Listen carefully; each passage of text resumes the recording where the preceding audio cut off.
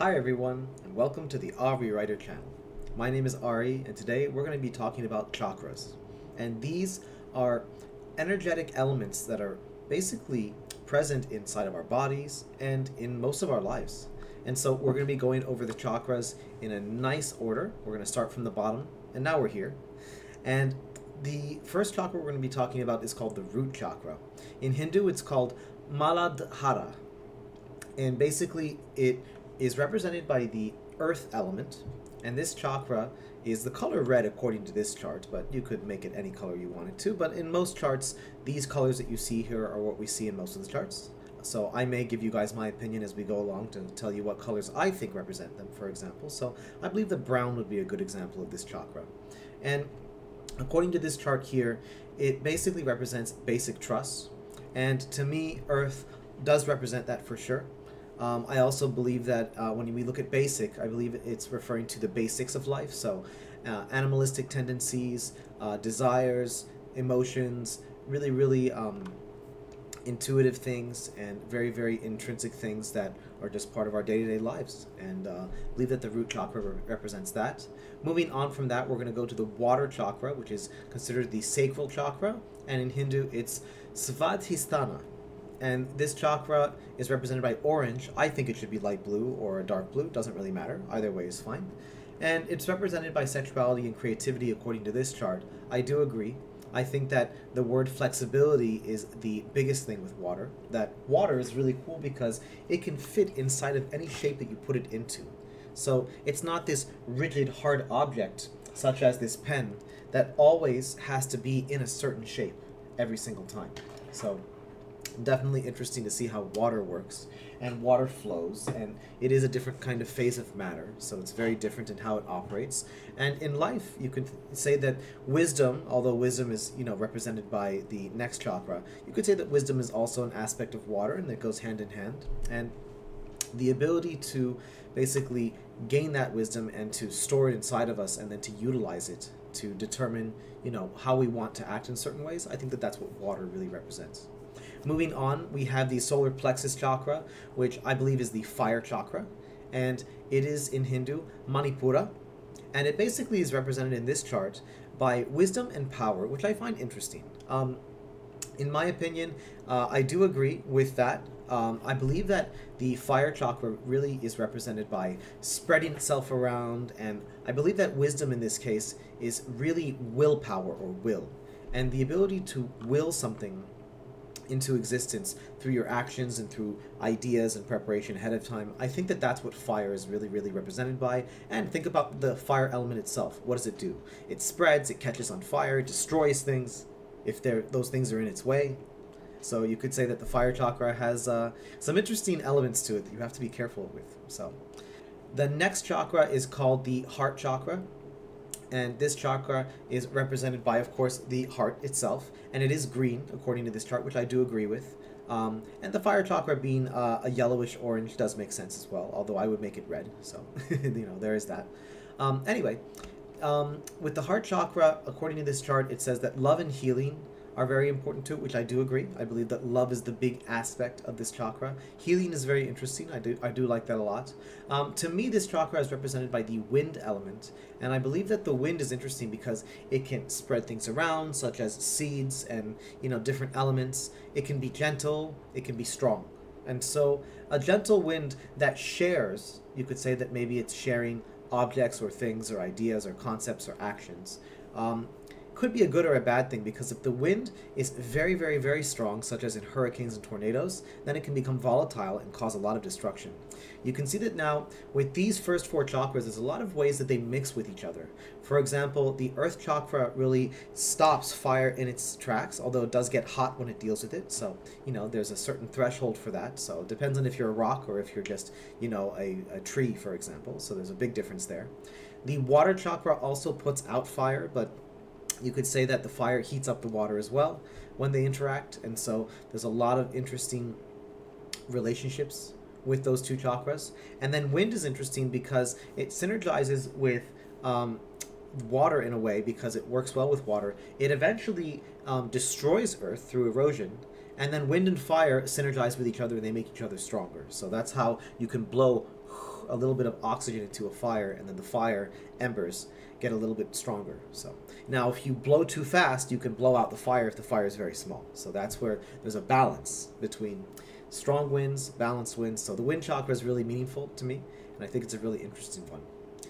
Now that we're done with the 4 elements, now you can see that our torso is done, and the next section of our body is the head section, and that's where we have 3 chakras basically.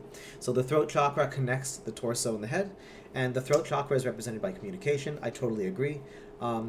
Actually, I don't know if I said the Hindu version of the wind chakra. I believe it's Anahata, and then the throat chakra is Vishuddha. I believe I said it right. Vishuddha. Vishuddha. I'll say it like that. So this chakra is really interesting. It represents communication, of course. It represents both listening and speaking. There's a lot of audio elements to it. It's very, very loud. There's a lot of hearing involved. So it's very interesting. This chakra can be both soft and loud, and silence is also part of this chakra. So this is where you can take tests online, and you can actually see whether you're underactive or overactive with a certain chakra based on how you answer certain questions, which is not, set in stone, black and white, but that gray area is interesting. It does make you wonder, so I've taken a few of them. So then the next chakra is the third eye chakra, or the intuition chakra. This is Ajna according to Hindu, and it basically is represented by awareness.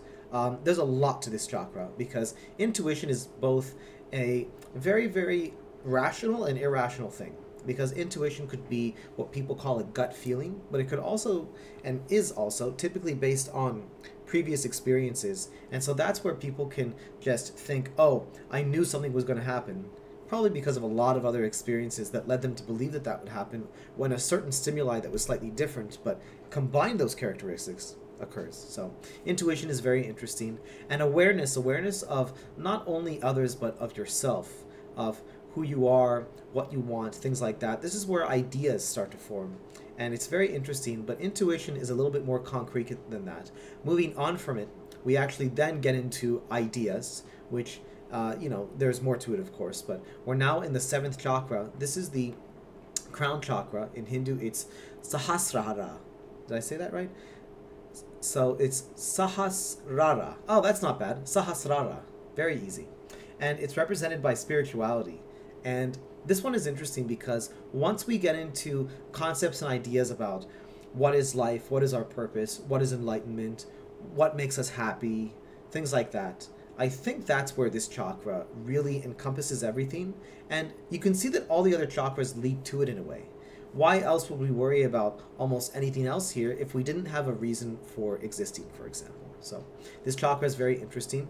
And there's actually another chakra here that is not really talked about much, and it's not really a chakra, but there is something to it, and I think that this is the true result of your chakras and what kind of aura or essence you have, basically. And this is called the electromagnetic field. You can actually see where this representation's 2 hands are touching, and there's a bit of a blue aura, and then there's like these blue little circles around us, and there's certain imagery all around us. So to me, that represents a protective shield. Now, is it physical? Not really, but it kind of can be in regards to energy, in regards to you taking responsibility for your actions and changing your perspective and your actions accordingly. So I believe that the electromagnetic field gains strength when we consider that, and of course decreases when we have doubts. And so that's also part of the 7th chakra and all the other chakras, to have doubt, to doubt others, to doubt yourself, for example, fear, and of course the opposite of these things, such as courage, for example, and wisdom and compassion and things like that. And so I think that through utilizing sounds and words and actions and, meditation, prayer, things like that, a combination of everything without too much excess of either or, I think we can have strong electromagnetic fields around us that basically invite positive people to us and kind of repel negativity in a way. It's not quite set in stone, we're just talking here. But I think that the way that we act and the words that we use are very, very valuable. For example, I'm going to be talking about an amazing book called The Hidden Messages in Water. Incredible book where a scientist proved that the words that we use actually affect us, and not really us, in a way like mind control and things like that, but the water inside of us is actually affected. And you can actually see how the molecules in water change. They go from blob-like structures if there's any negative words either spoken or written to the water. He did many, many tests, and it's crazy. You can even just write the words down and then just tape them to the water cup. And then you look with a microscope and you see the little globules that they have. The opposite is true if you write positive words such as love and care and hope and things like that. The crystals became very, very unique, and they had sharp edges, and they were very detailed. Amazing. Absolutely amazing. So I think that chakras is part of this, including the electromagnetic field, the eighth one, the unofficial eighth one. Special thanks to the two pictures that I used in this video. The first one is from freepik.com, so please check it out, and I'm going to be linking more information to it in the description.